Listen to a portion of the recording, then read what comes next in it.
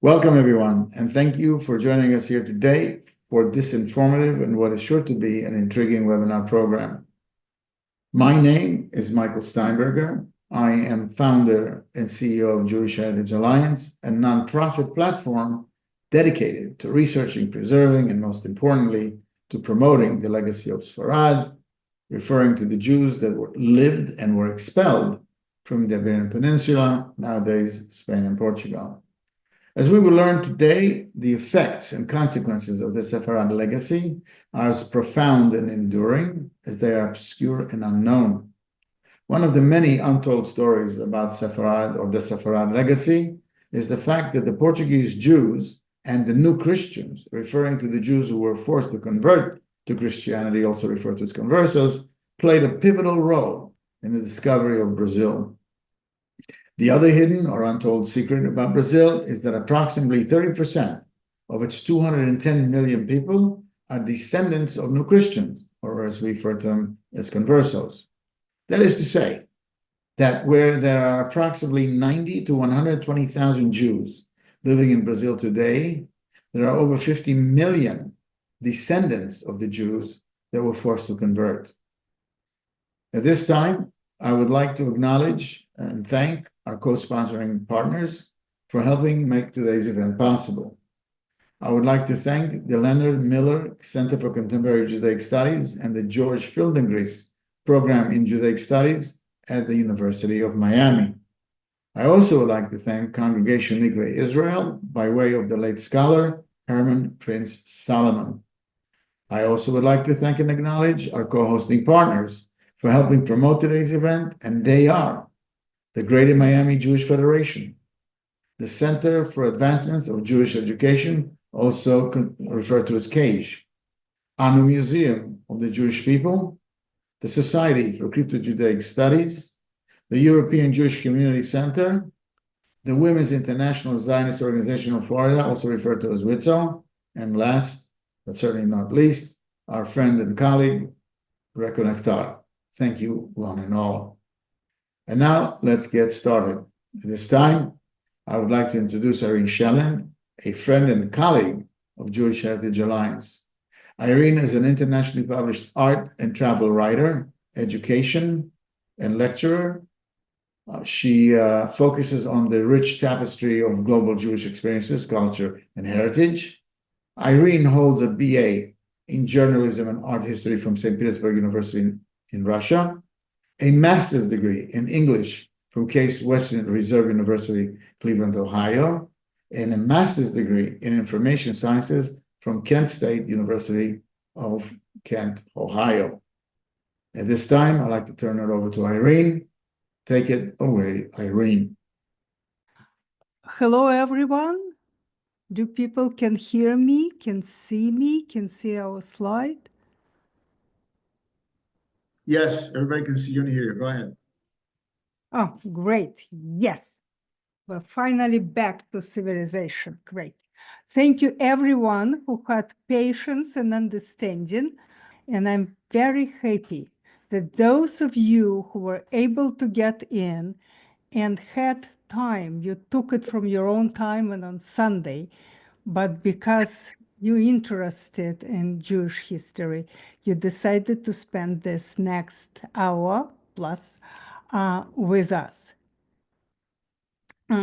Those of you who don't know me and Alex, we have a passion for travel with a higher purpose, meaning that we're passionate about history, including Jewish history, the arts, and moreover, meeting with people and hearing their stories that they wanted to share, because we are the stories we tell to ourselves and to the world.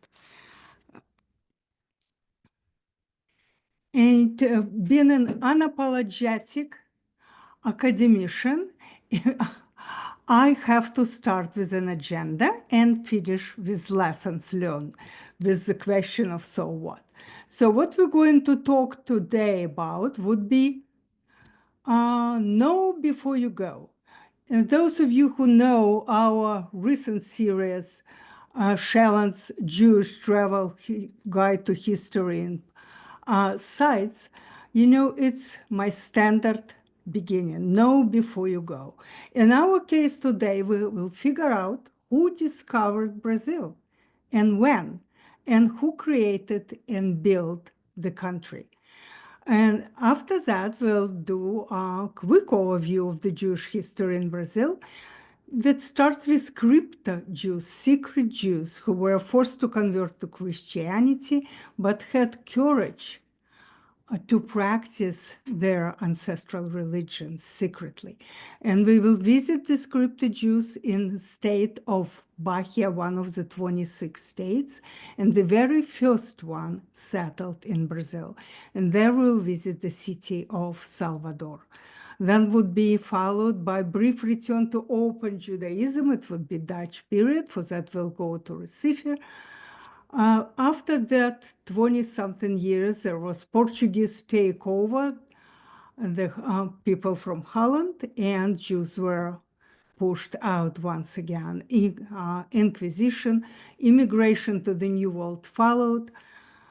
And we will continue with abolishment of persecutions. Marquis de Pombal in Portugal, who abolished persecution of new Christians. By the time Marquis de Pombal was alive, it was the 18th century, almost 300 years. People still were called new Christians or derogatory Marranas in Portugal, and they were persecuted. Marquis de Pombal stopped it. And so the immigration began, an arrival of Sephardim from North Africa in mid-1800s, then arrival of Ashkenazi from Eastern and Central Europe in the early 1900s, and we'll come to the Jewish community of Brazil today and what are their key Jewish concerns.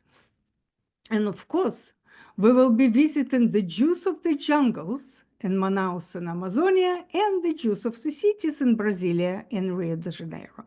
My first initial title for this presentation was The Jews of the Jungle and Cities in Brazil. And that's what we're going to do today. That's, you can see the map. And just to remind you, few facts about Brazil as a country. It's the 5th largest country in the world.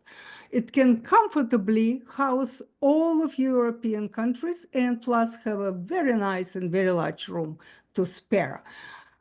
Population in Brazil is approximately 212 million, and these people speak at least 180 languages. In Brazil, we have the largest Christian population in Latin America and the second largest in the world after the US. And Jews constitute less than 0.06%. Depending what source you use, you will get numbers from 100 to 110 or from 90 to 120,000. It's the 9th largest economy. And Brazil is home to more uncontacted tribes than anywhere else on the planet. And the inconvenient truth. And the chapter that, you know, people sometimes are ashamed to talk about. Slavery. The first nation in the Americans was Brazil, to bring people to work by force. And Brazil was the last nation to set them free in 1888. We'll also follow Brazil's curious trajectory. In 1808, it's de facto capital of the Portuguese Empire. And this capital moved twice, first from Salvador, then to Rio. Because what's happened in 1808? We have Napoleonic Wars in Europe.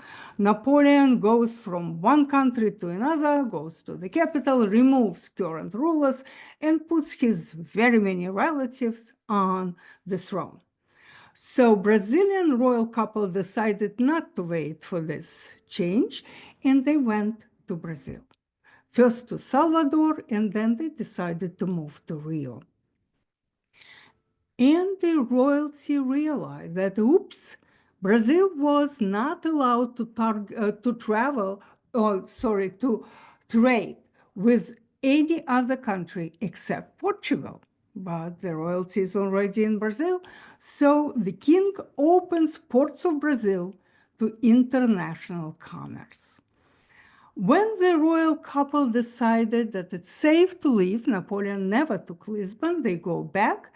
The young son, Prince Pedro, did what many teenagers would do today. He will try to become independent from his parents, so he does not wait much time. In 1822, he designates Rio as his capital, and he designates independent Kingdom of Brazil. At the end of the 19th century, Field Marshal de Fonseca leads successful coup, and he becomes the first president, and Brazil will become a republic. I think it's very interesting trajectory. So, the age of discovery and Portuguese explorations during this age. Look at the map and look at this vertical meridian, vertical line and broken lines colored by red by Alex, and the year under the in the bottom, 1494, Treaty of Tordesillas. Two passionate exploration countries, Portugal and Spain, they were bitter rivals. So at the insistence of the Pope, they were forced to come to the negotiation table. And it was the city of Tordesillas that hosted this conference. Note the year, 1492. So they divided the world already discovered and the world still waiting to be discovered.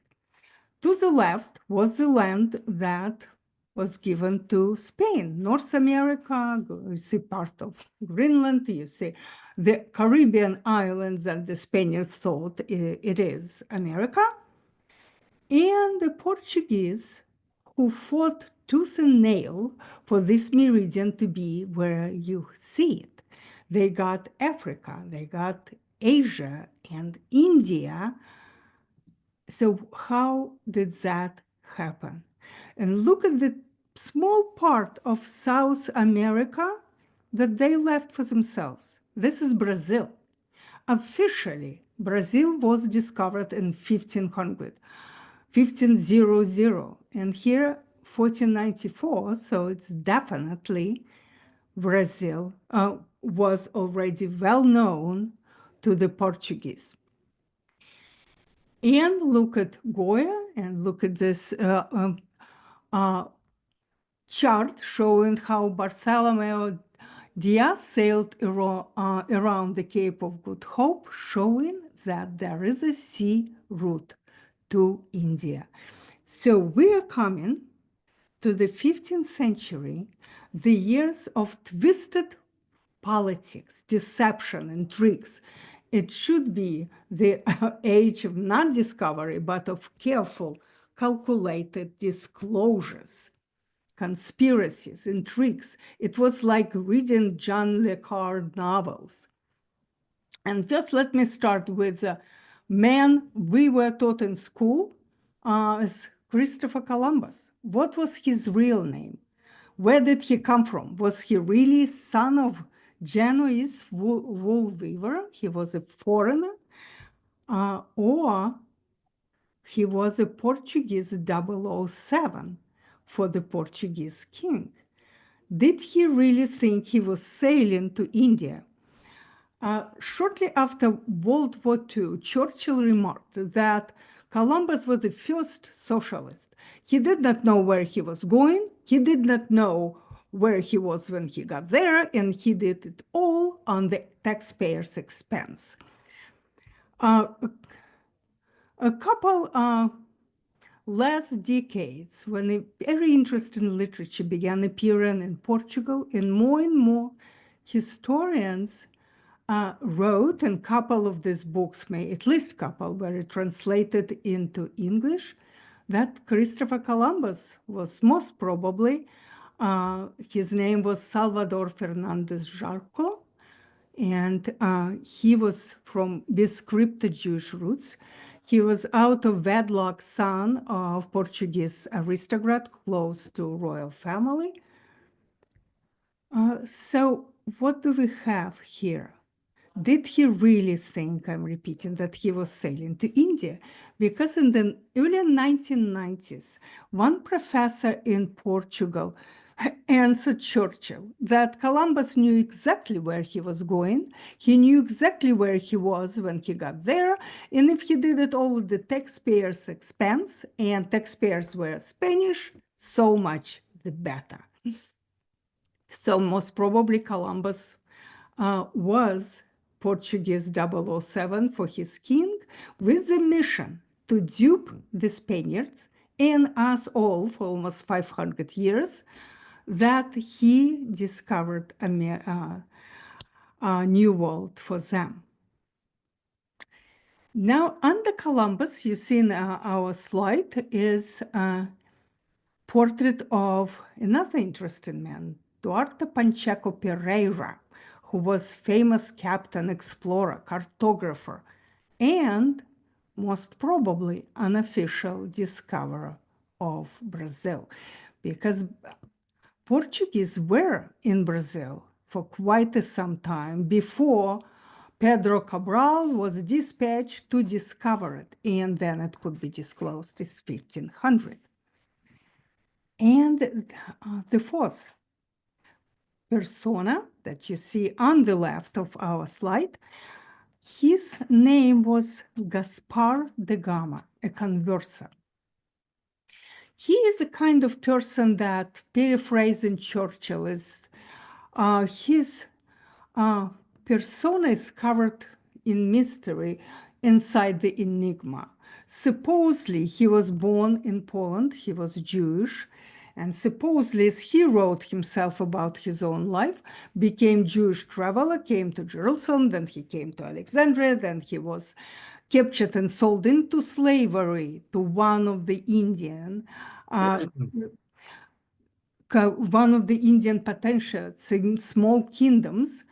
He got his freedom. He became indispensable for his ruler. He became a Muslim with the name Mahmed. And when the Portuguese arrived in India, he did everything in his power to come and meet them. At that time, he was called Mahmed. He met Vasco da Gama. He turned into Catholicism, he converted, and he assumed the name of his conversion sponsor. That's how he became Gaspar da Gama. And we want to believe that he possibly was one of the first Europeans, if not the first European, to set foot in Brazil, because he was helping Cabral. Cabral was hoping that da Gama knows Indian languages, but somehow natives in Brazil did not speak Marathi or Malayalam. All of these stories about age of disclosure is in my book. It was the first book in our Portuguese series, Lisbon and the cities in and around Lisbon. And it's available for worldwide distribution, Amazon, both in paperback and ebook format. And now we're ready to do a deep dive into Brazilian Jewish narrative. What were you promised before? One of my gods in kind of overpopulating my pantheon of great historians is Anita Nowinski. She recently passed away. Incredible researcher and writer, professor of Jewish history in Sao Paulo University in Brazil. She proclaimed simply, Brazil was built by the Jews. Oh, well, you might say. She was an Ashkenazi Jew. Her parents came from Poland in 1920s, fleeing these violent pogroms in Eastern Europe. But we can talk to non-Jewish men. And he lived in the 18th century. Adam Smith, Scottish economist, philosopher, pioneer of political economy. In his renowned monograph, The Wealth of Nations, Causes of Prosperity of New Colonies, he wrote, the Portuguese Jews persecuted by the Inquisition, stripped of their fortune, banished to Brazil, introduced by the example order and industry among the transported felons for whom this colony was originally peopled. And he taught them the culture of the sugarcane. It became main source of gold for Portugal, sugar from Brazil. And he concluded it was not the wisdom and policy, but the disorder and injustice of the European governments which peopled and cultivated America, not just Brazil. Just few facts about Brazilian Jewish history. I'll run you through a few periods. Okay, official disclosure is 1500 through 1655. Jewish presence was very important in Brazil. It were not Jews, it were secret Jews, crypto Jews, and like Gaspar da Gama or Philippe Guillaume. And from then on, the Jews had 500 years plus presence in the New World.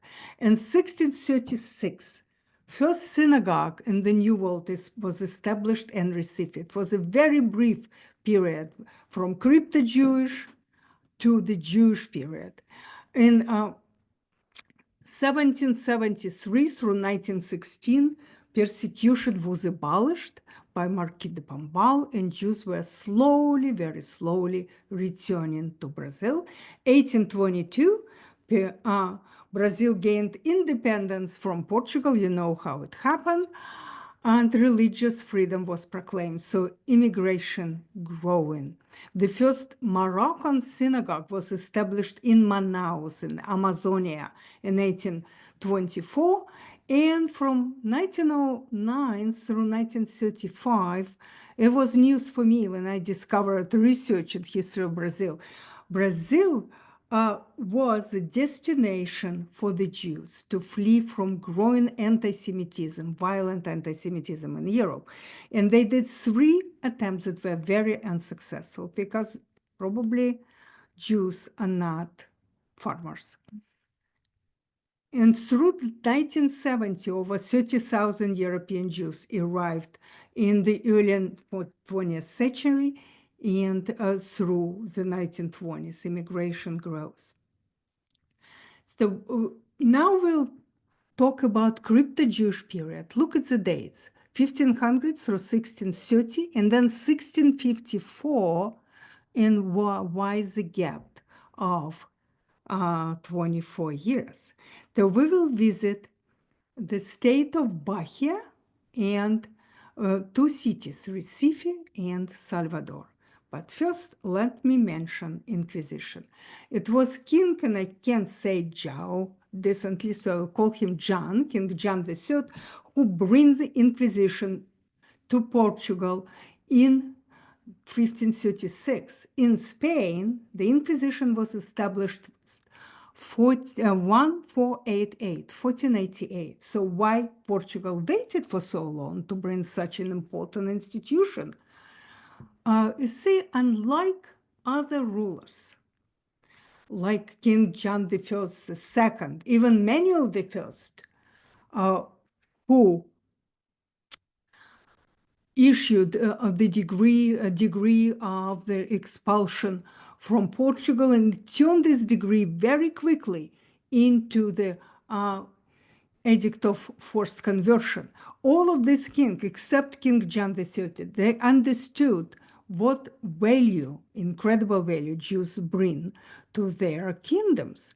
But King John III was obsessed with the Jews. So while Jews are not in the jurisdiction of Inquisition, he was obsessed with new conversos. He did not care about anything else.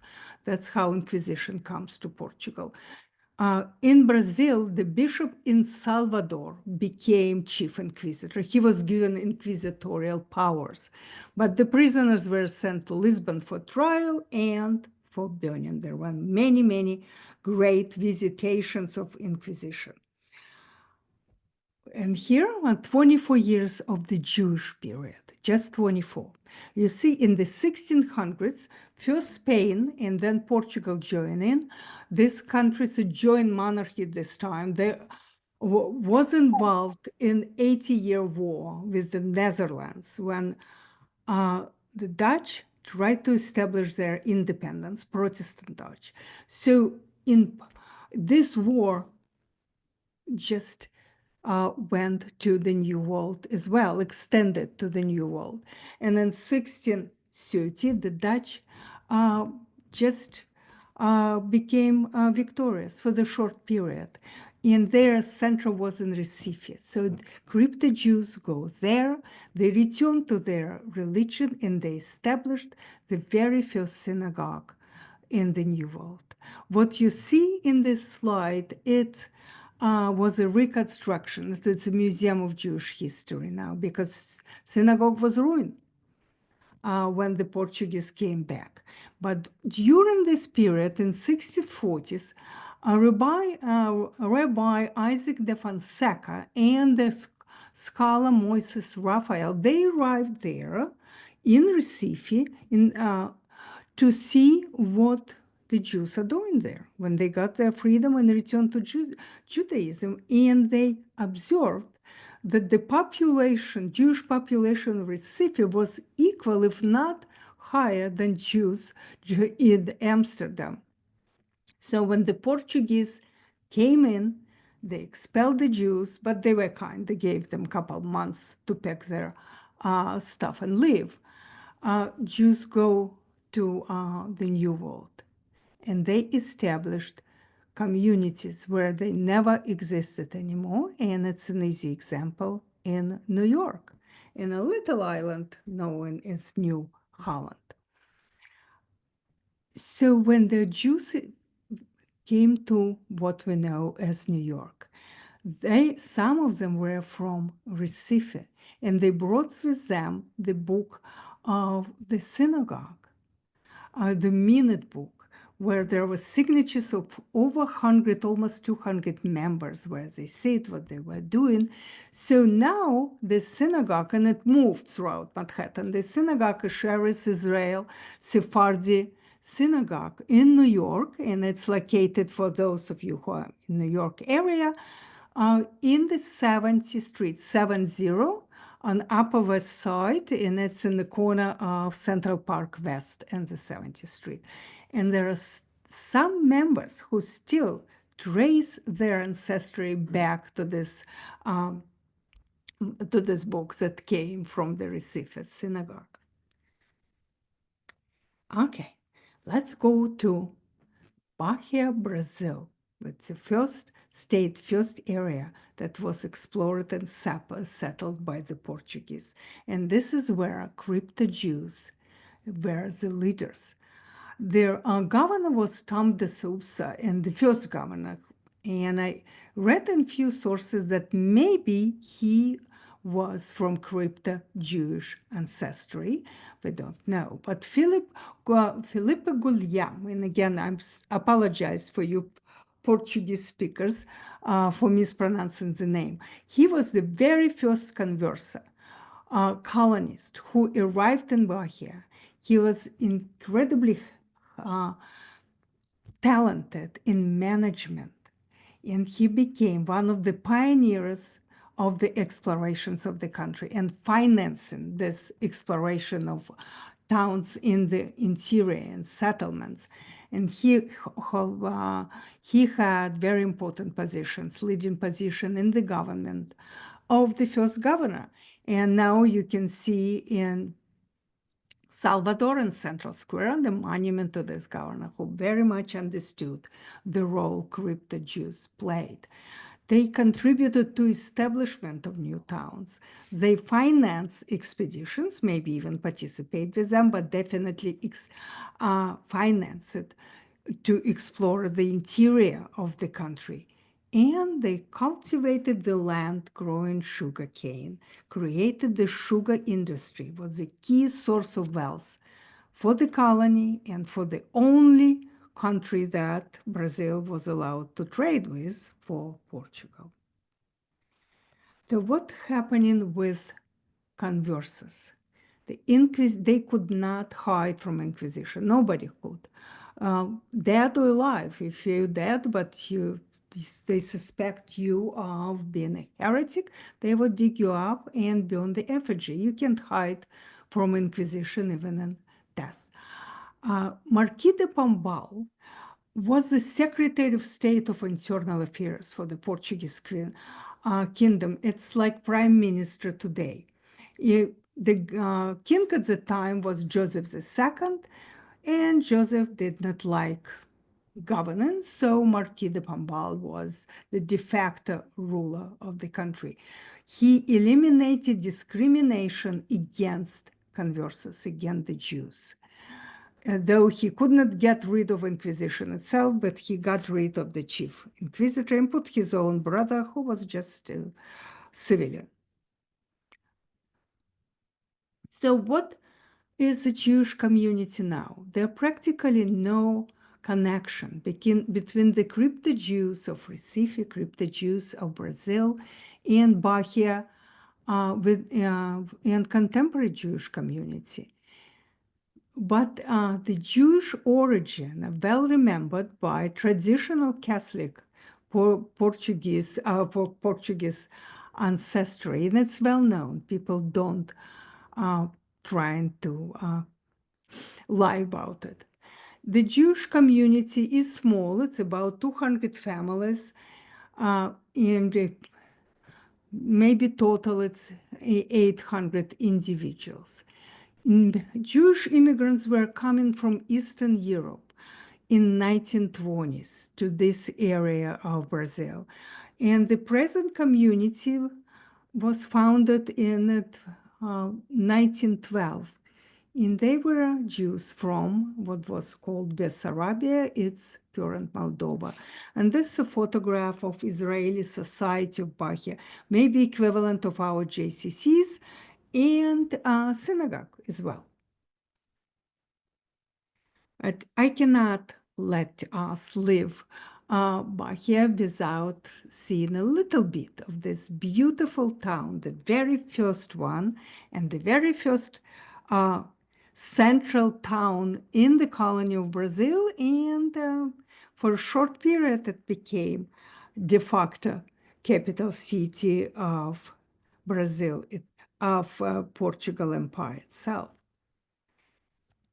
No matter what's your background, cultural, religious, but if you love the arts, then you absolutely have to come to Salvador. Just look at this Cathedral Basilica of Salvador, built from very beautiful sandstone, Lioche. It's called the Royal Sandstone. It's ivory color, and it has all this fossilicide beautiful lines that become a decoration by itself. And the style is Baroque, and it's actually not just Baroque. It's seamless amalgamation of Rococo and Manierist styles. And we also loved very much the Church of San Francisco, not actually the church, but the architecture and the arts. The churches in Salvador become museums of Baroque art. They are active churches, but for us, it were incredible, the art and the history. And look at that, just golden carving, wooden carving covered by gold. And if this is not a jaw-dropping magnificence, I don't know what else. This golden woodwork covers every surface. The interesting place is Pilarinho Square in the center of town. And look at this blue church. And I forgot to mention that UNESCO named entire Salvador Old Historical Center is a World Heritage Site. It's an absolutely incredible place.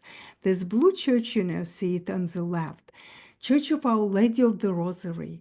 This Madonna of the Rosary was very popular among the slaves and indigenous servants in Brazil. They built it themselves at night on their own money, and that's why the building of this church lasted over 100 years. And another beautiful parish church, Baroque, in there. What I think is important as well for any historian or any lover of the arts and cultural anthropology, when you in Salvador especially look for people who look like this lady on the left, they would be people who belong to what they call a candomblé, meaning the dance of in honor of the gods. It's religion that was brought by enslaved people from Yoruba and Bantu tribes, and it's really encompassed some of the Roman Catholicism as well.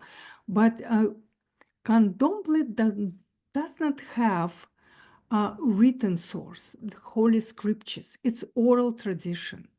Every person who believes it has the same faith, they believe in supreme being that's served by lesser beings like Orishas. You see in the right, the Orisha of the sea.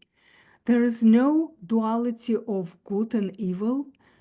People just have their own destiny, and Orisha helps them to fulfill their destiny, no matter what it is.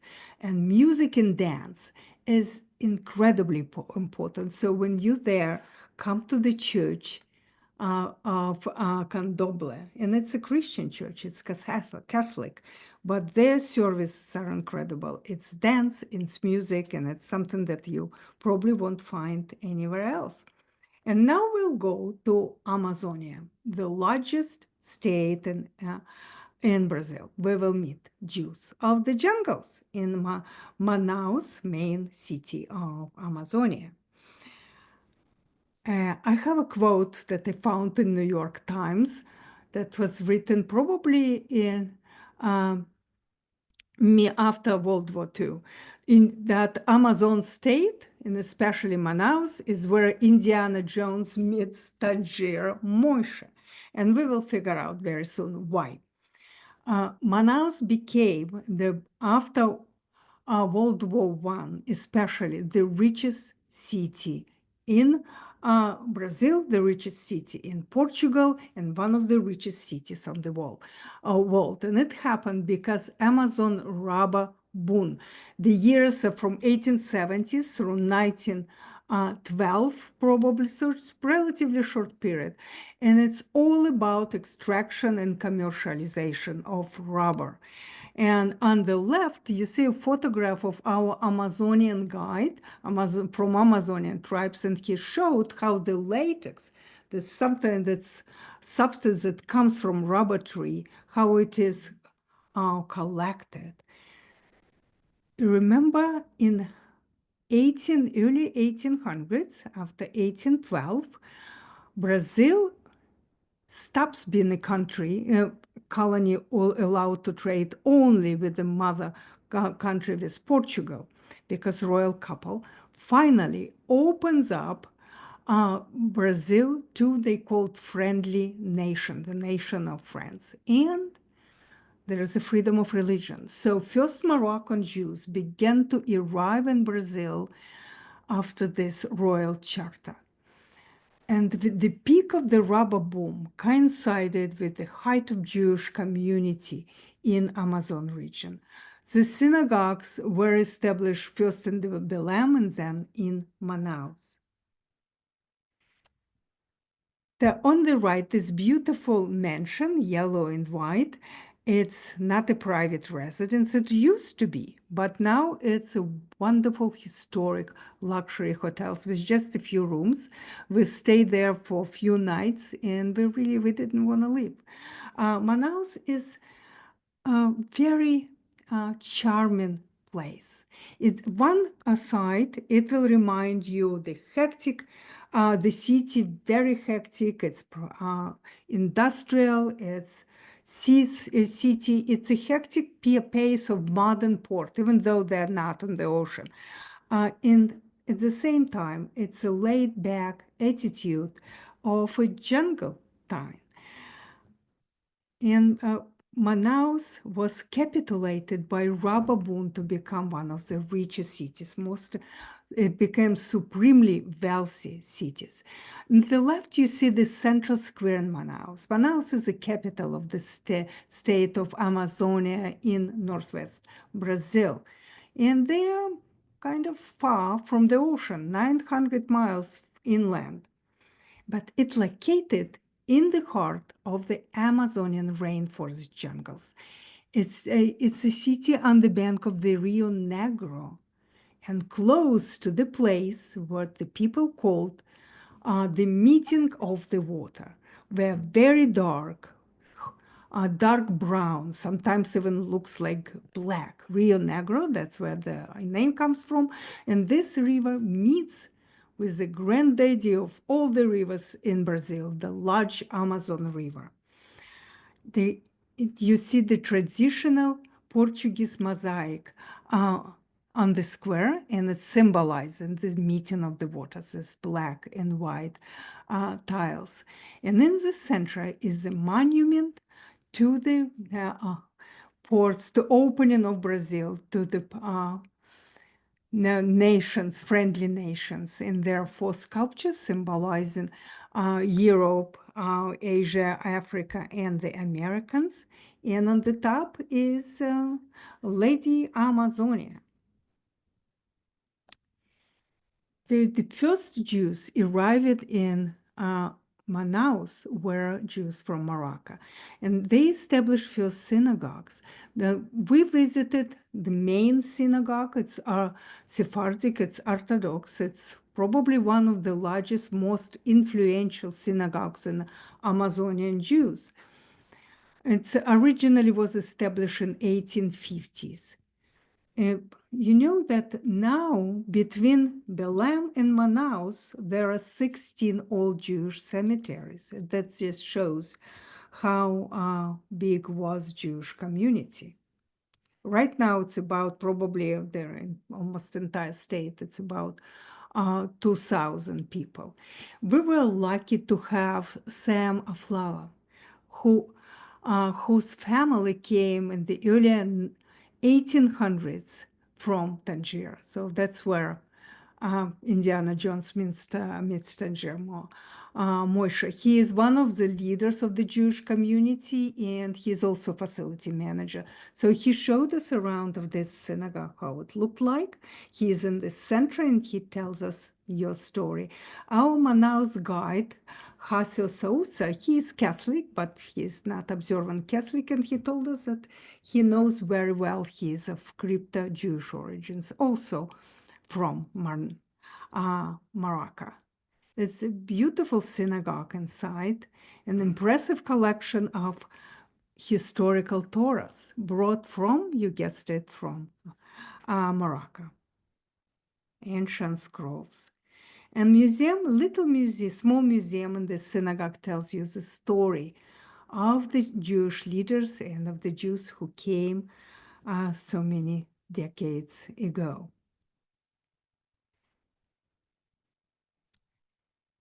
And leaders of Amazonian Jewry, a couple of them probably, the most still talked and written about. Sam Benchimol, he was economist, he was scientist, professor, he was Jewish community leader and president of Amazon Jewish community. He is the author of the book that's still very popular, Eretz Amazonia, and he was founder of very important, the largest companies in Brazil, in South America at that time.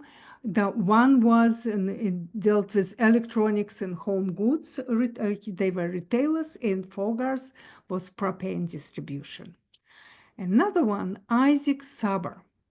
He is somebody that was called by the Time magazine and Los Angeles Times the king of the Amazon. He was an entrepreneur and founder of the largest business group operating in Brazilian Amazon, and at the time it grew to become one of the largest in South America during the 20th century. He was the first one to build oil refinery and the first one to understand that the country cannot produce enough of goods without a fuel supply at affordable price. So he built this oil refinery, but where the oil in Amazon, but he organized and planned continuous oil delivery from Peru on barges. That were quite remarkable people in Manaus. Our friend Sam Alfalo told us about the story of the Jewish saint in the heart of the Amazon. He brought us to the Jewish cemetery, to this colored in blue grave where we saw people praying, where Catholics praying even at this grave. See, in 1908, Sam told us, following instruction of the chief rabbi of Morocco, rabbi called Shalom Emanuel. He came, it was 1908, to see what the Jews are doing in Morocco, how Jewish these Jews are.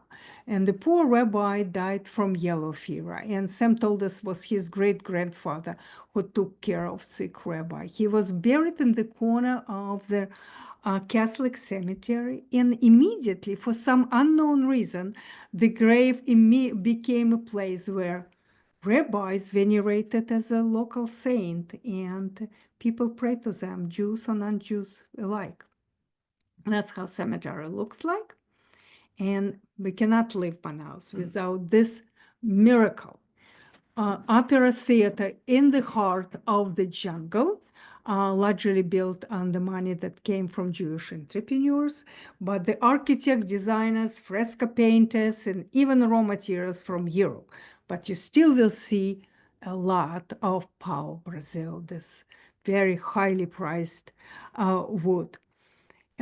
The only driveway is made of original of the native material for Manaus, of rubber. Driveways are made of rubber. And that was done to soften the chatter of arriving carriages of latecomers. And this theater was built in the middle of the 19th century and through the end of the 19th century. The architects, that said were from Europe. So what you see inside, there's a lot of meeting of the waters. If you look at the parquet floor, it's dark and light.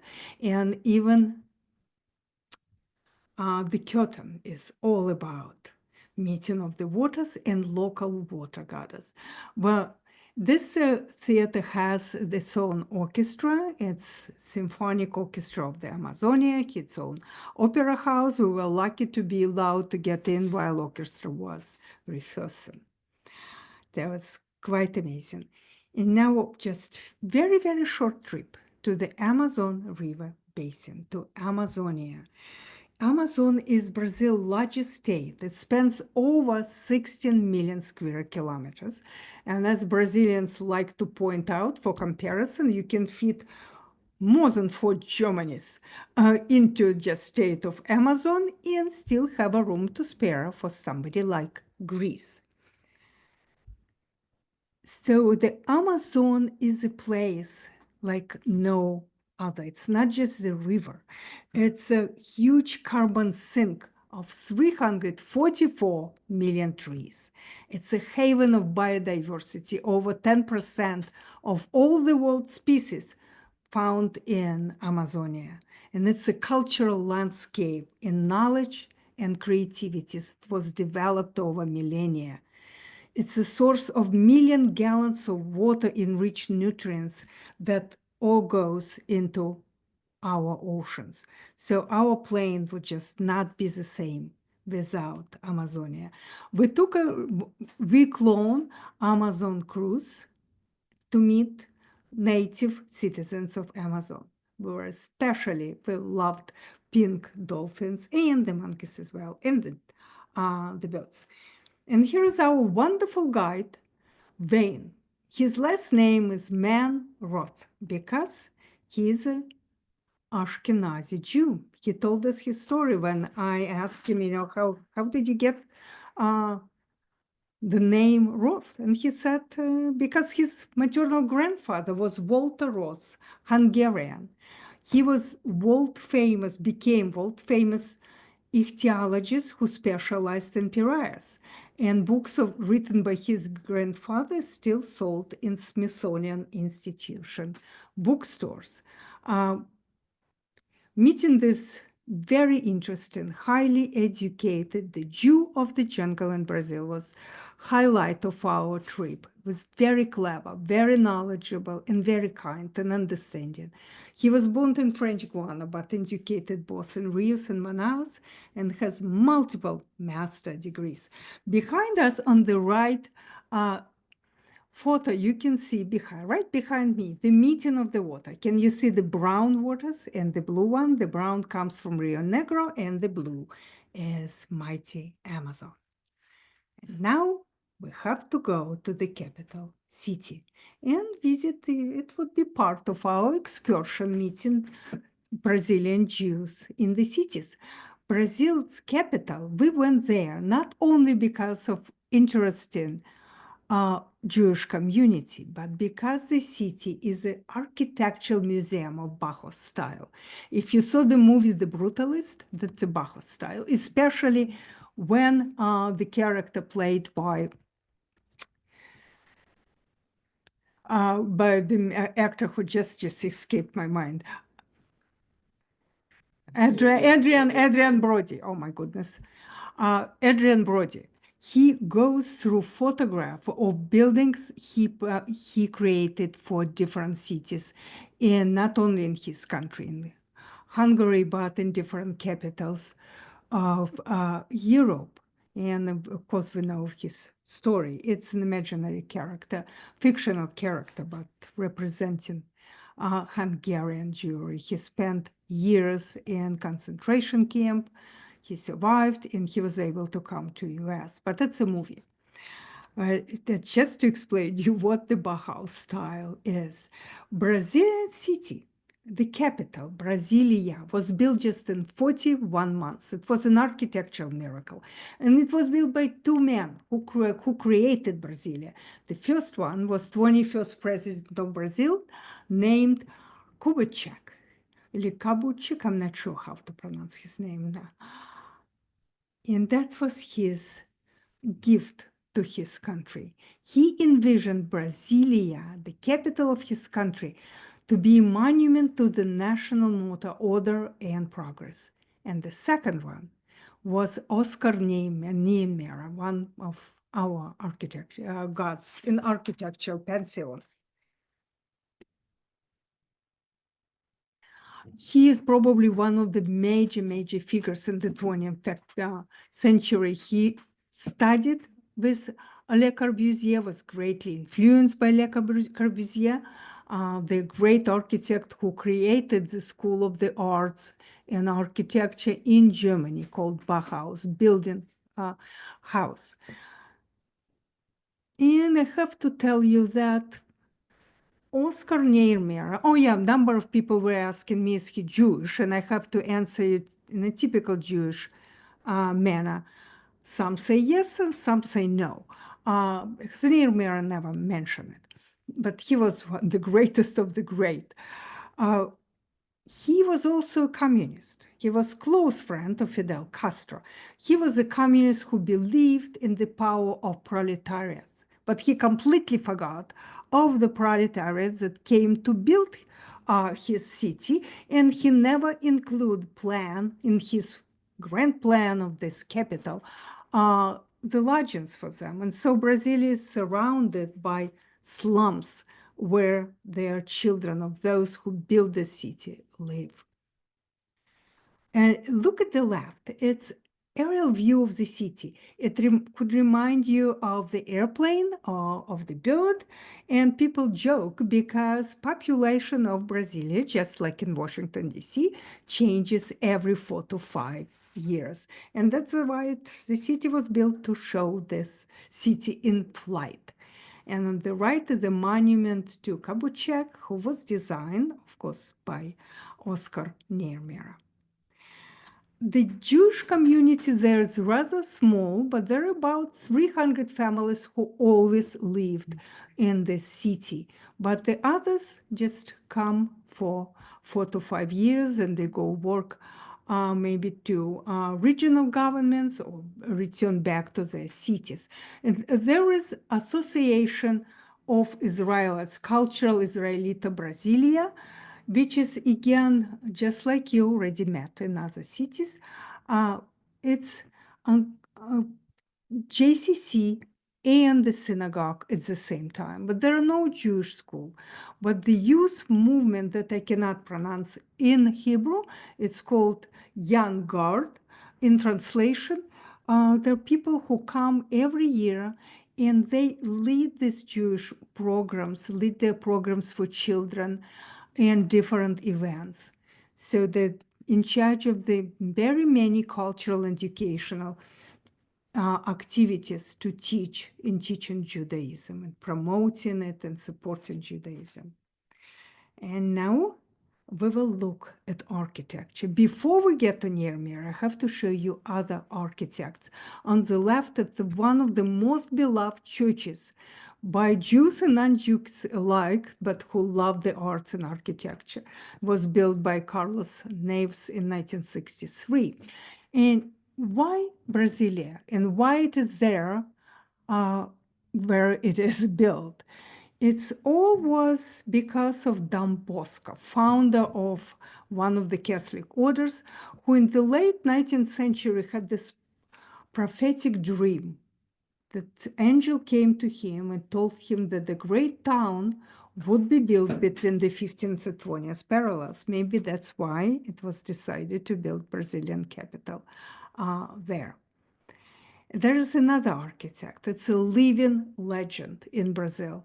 And I did everything I could. We were there with two of our friends from Crypto-Judaic Studies Society, that all four of us could steal at least for one night in the Hotel Royal Tulip that he built. And that's 1960 architecture in your face.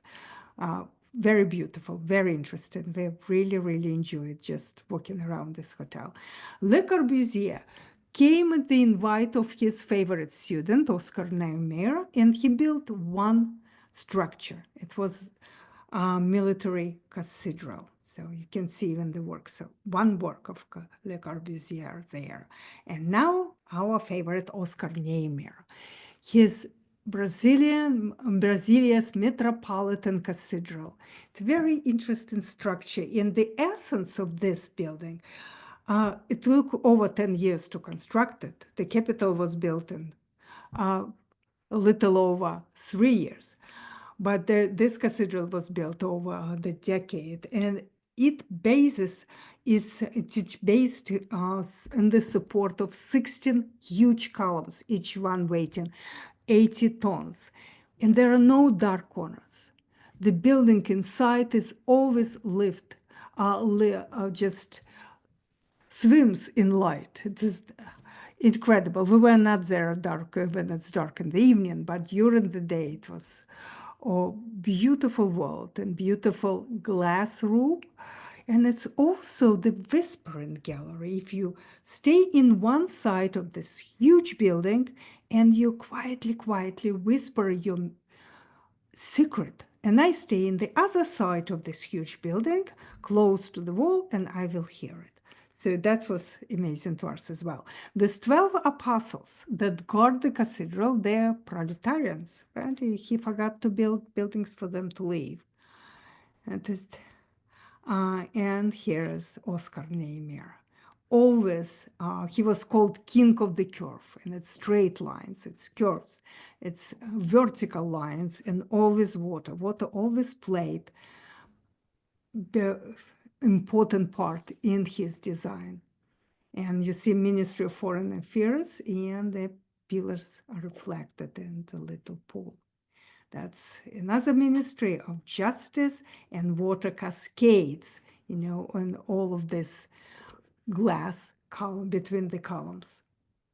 And here is a fusion. That's we love the most, because here you see this, how curves and straight lines and waves. It's in this headquarters of Brazilian army. Quite a man. Now we're ready to go to Rio de Janeiro. I think that Rio is quite simply one of the world's most beautiful and vibrant cities. And of course, it's #1 destination for everybody who comes to Brazil. Look at this unique settings. It's dramatic mountains and beaches, beautiful beaches there in the very center of town. Rio de Janeiro was discovered by, you guessed it, by the Portuguese explorers. The year was 1502, and the day was January 1st of 1502. And explorers mistook this huge Guanabara Bay for the mouth of the river. So they called the place the River of January. And that's how we all got Rio de Janeiro. Look at this Sugarloaf Mountain. It's covered by amazing Atlantic rainforest. It's just the pleasure to look at. I don't think it would be pleasure to climb. If somebody asked me who owns Sugarloaf Mountain and its parks, I would say that it's definitely not the federal government, not the local government. It's marmoset monkeys. You can meet this beautiful monkey here. They're very small, like squirrels. And like squirrels, they have the same habits and they live on the top of trees and they have very, very long tail that unlike any other New World monkeys, like cappuccino monkeys or others, it's not prehensile, meaning they cannot grab things. That they probably wear it just to be beautiful. In marmoset monkeys, let me tell you, they own the Sugarloaf Mountain. They're just integral part of any human crowd. And if you have a nerve to eat your sandwich or an ice cream or chips without sharing with marmoset monkey, they will let you know that they're very, very unhappy. They definitely rule all the parks on this mountain. And here is the second one, Carvacado or Hunchback Mountain with the famous Christ Redentor, with the Christ the Redeemer. That's huge statue, 98 feet tall, was made in France and shipped from France.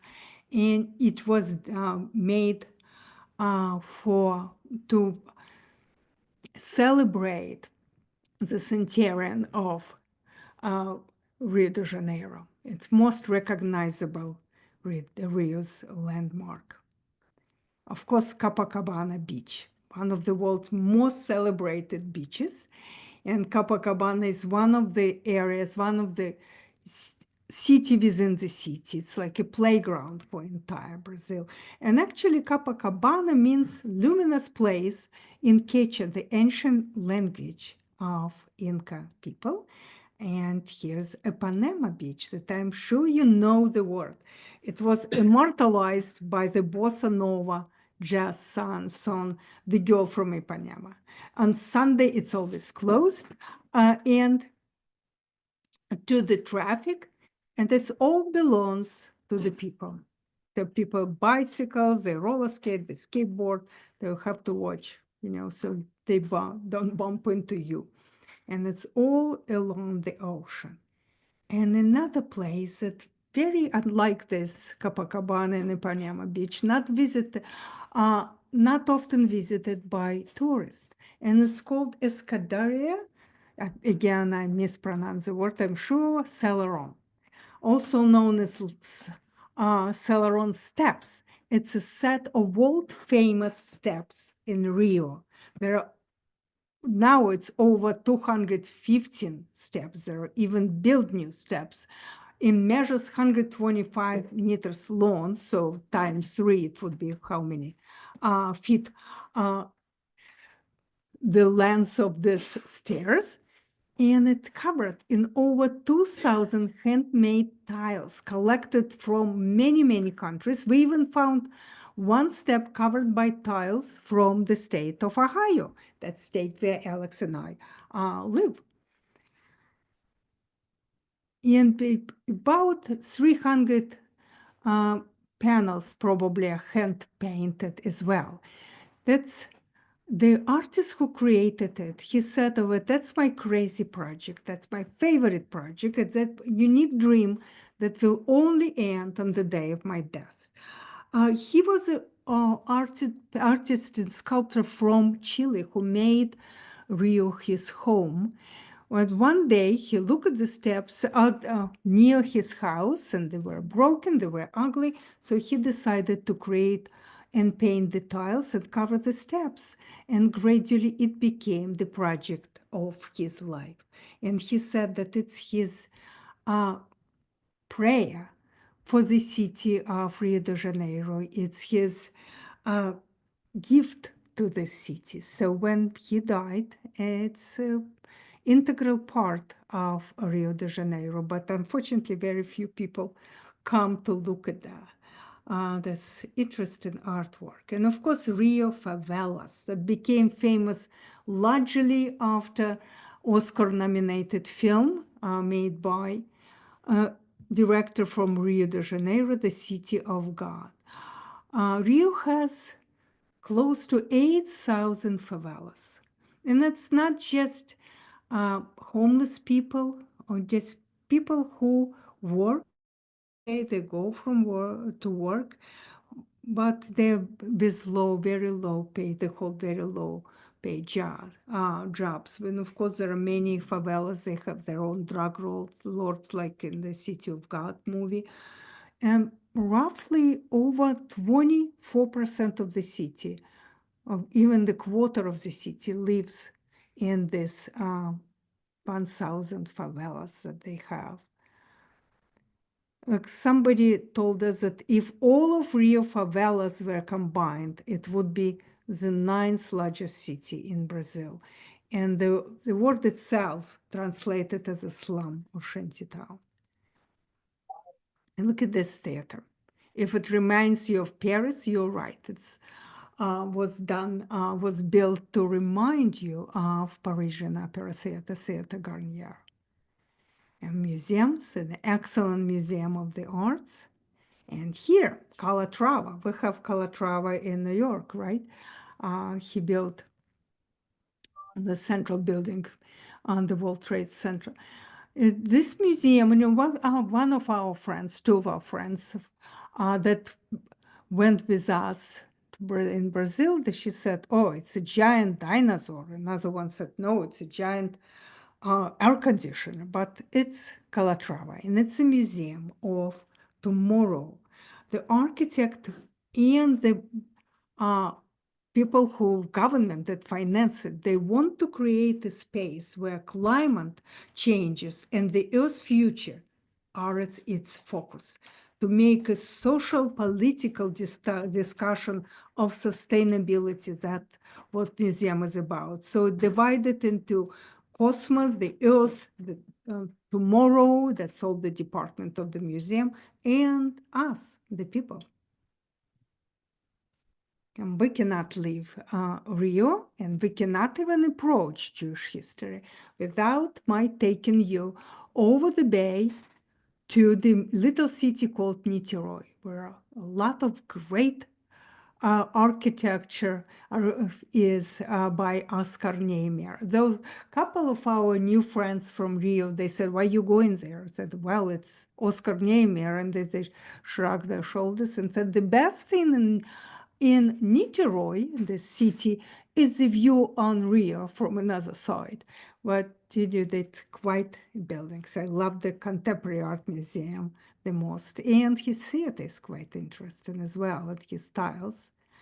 And now let's look at Rio through the eyes of a Jewish history explorer. That's Itzhak Rabin Park and the Holocaust Memorial. That's from that place we started our excursion into the Rio Jewish history. In a nutshell, it goes from the 16th, the crypto-Jewish period, through the 20th century and the 21st. So the Jews first, of course, were crypto-Jews, or conversos, forcefully converted people, and the generations until 1822. Until the proclamation of the independent Brazilian Empire. Remember King Pedro, who thought, oh, parents, goodbye, I will be my own person. a new constitution that he wanted to have, and he was one of the leaders who wrote it, 1824, that proclaims freedom of religion. And that's when European Jews began arriving to Rio. If Jews from Morocco arrived to Amazonia, the European Jews coming to Rio de Janeiro. And among the first was a young immigrant from England, Dennis de Samuel, who became very successful and very influential businessman in Brazil, and he even learned the title of Baron from the King of Portugal. And then the proclamation of the Republic was celebrated in Rio in 1889. Modern day Rio. Rio is the second most populous city in the country. Its population is under 7 million. And Jewish population is about 30 to 40,000, depending on the source you use. And there are well over 20 synagogues in the city. There is one synagogue, Jewish congregation of Brazil, was founded in 1994. There are 400 families. Another one, Religiosa Israelita, was founded 1942 by immigrants from Germany. There are 2 Orthodox Moroccan synagogues, and the list could go on and on. There are 3, now 4, we were told, JCCs, 3 Chabad centers, many athletic clubs, and the recently opened Midrash Center in Lebanon, in the very wealthy neighborhood. The first year when, famous Rio Festival, but the Jews decided that they want to have their own festival, and it takes place in October. So if Rio Festival is just like, it's a carnival, just like Carnival in Venice or Mardi Gras in New Orleans, it takes place at the end of February or March. Rio Festival is always in October. The first one in 2017 was joined by the mayor of the city. And during famous Rio Carnival, there are always samba dances. It's a Jewish samba school they present in Rio Carnival. Very important to come to Jewish Museum because it presents to you history of Jewish Rio in a nutshell. It also has excellent Feldman collection. It was Russian-born artist Iosif or Joseph Feldman who donated his handmade menorahs and other ritual objects that he created over his life. There is part of this museum is dedicated to the Holocaust in Rio after World War II. The first great synagogue that was built as a synagogue, as a house of worship, and not just remodeled old building. It was the first synagogue, was specifically designed as such in 1928 to be used as a synagogue. And it was Italian architect, non-Jewish, whose work and was financed, and he was really brought to Rio by his friend, the opera singer Gabriela Benzazzoni of Jewish origin. It has very strong Mediterranean influences, and we look at it, it looked so much, reminded us about synagogue in Florence. And of course, he was commissioned as an Italian architect who had a great experience in building synagogues in Europe. And it's located in a former Jewish neighborhood. But with years, Jews became richer, more established, and they moved to other areas. So this beautiful building, look at this curve inside, interior is very impressive. It's mostly used for big events, for big cultural events, and during the high holidays. And here it is. We just did not want to leave. in Rio, we were joined by two of our friends from New York, by Rabbi Jerry Sussman. He is from Staten Island, and his wife, Bonnie Sussman, who was one of the founders and the president of Kulano, All of Us organization that plays a huge role in helping people return or become Jews in different areas of the world, mostly in Africa and Asia. And here's with Rabbi Jerry and the Torahs of the synagogue. We went to the congregation that I would think it's conservative, but they take everyone. They take Jews who have Reformed background, Reconstructionist background. And Rabbi Jerry met somebody whom he knew, and during his college years, during his studies as Jewish theological seminary in New York. He met this synagogue founder, Rabbi Nilton Bonder. And it's a Rabbi Bonder who said, we have built a study house, synagogue, it's a school, study house of the 21st century that will go beyond the literal by promoting the capability of looking at new perspectives. And it was he who wrote to me after we left Brazil that they are building the fourth JCC in another synagogue. This synagogue specifically, they blend Sephardi and Ashkenazi traditions, and they use also Kabbalah symbolism. Very interesting.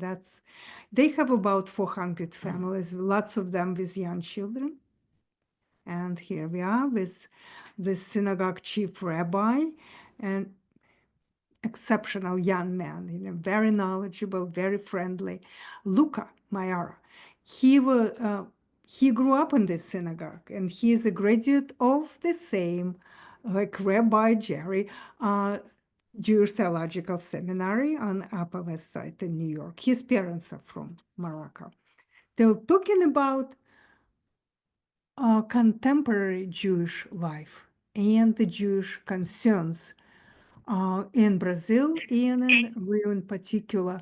It's like everywhere. Main concern is growing anti-Semitism, raising its ugly head.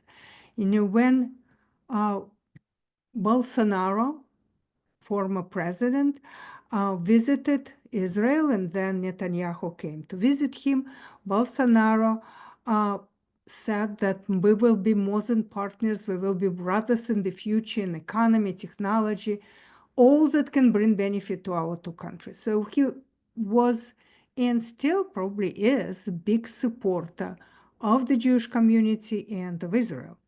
So as soon as he met with Netanyahu, immediately appeared very popular cartoon in the main newspaper that was called Nazi Hug. And anti-Semitism is growing. Current President Lula da Silva compared Israeli war in Gaza immediately after this war started with the Holocaust, with the genocide, and he called back his ambassador to Israel. While Bolsonaro is now on trial for attempt to organize the assassination on Lula da Silva, who won the election of 2024, and Bolsonaro never acknowledged this loss, and he is on trial for organizing the coup. And the current president is anti-Semitic, and many of his saints and publications, and he even called back the ambassador from Israel. Jewish population in Brazil is about 110 to 120,000, and I just wanted to show you the Iguazu Falls, with few Alex's photographs. There are no Jewish community in the falls, but it's probably one of the most impressive and most beautiful sites in the world. It's wider than Victoria Falls and goes through area of more than 3 kilometers. It's 80 meters high. It's much higher than Niagara. It's much more beautiful than both. It's very majestic, and everybody does the trail around, some most important sites. And here are the permanent residents of the Iguazu, including this charming Coates who owned the falls. So why we did this, this long trip? What can we learn from Jewish narrative of Brazil? First of all, crypto Jews and new Christians who built Brazil. They created the flourishing sugar industry. They spearheaded new trade routes and economic development in the Americas. They established, sorry for that, Jewish Atlantic, as some historians call it, by bringing international commerce to previously unattainable level, establishing the new trade routes. They revitalized Jewish communities in Europe, think Amsterdam, think London. They founded new communities where they never existed, a new world, think New York. They strove, they tried hard to preserve Judaism in secret, as crypto Jews, as Anusim, Bnei Anusim, children of the first one, and they built the very first synagogue in the New World. Sephardic Jews from North Africa, they developed rubber industry and brought it to global level. They turned Manaus into one of the richest cities in the world, and they created the largest in South America business corporations of the 20th century. Okay, Ashkenazis, German, Polish, Russian Ashkenazi Jews, they made up almost half of European immigrants. They established vital cultural communities and included Jewish schools, newspapers, and they funded highly important organizations like Brazilian Israeli Confederation, largest Jewish organization in Brazil, and so on. So they're very important history to learn from and to understand.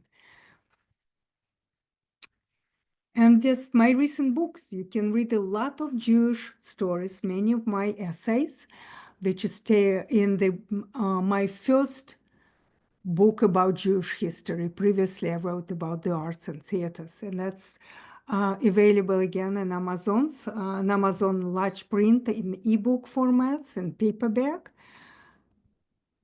And our newest series on Jewish travel, first one was Jewish travel to Malta and Corsica.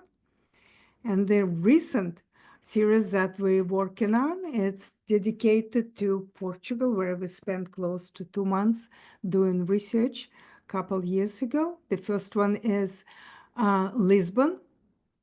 The first one was released in 23, and the second one was released last year in Évora and Alentejo. And it's many cities in addition to Évora. And my book in progress, Shellon's Port in northern Portugal. And it covers many, many sites, very important for Jewish history, like Braganza, Carçao, Chaves, Guarda, Tamar, also Tamar and Batalha in the central Portugal, and Tui in Spain. And the end. I know it's been a difficult time for most of you, and you waited almost 20 minutes for us to start. And it's a lot to learn from Brazilian history and the arts. So if you have a question, not now, but a day after, or a week after, or a month after, please do contact us. I'm always open to start a conversation with you. So please write to me. It's very easily, irene.shelland@gmail.com. And I will be happy to hear from you. We always have conversations going on, often for months and more. So the end, we did it. Thank you very much. Thank you, Irene. Thank you so much for an amazing presentation. And thank you to our audience for your attendance today. See you next time. Thank you and goodbye.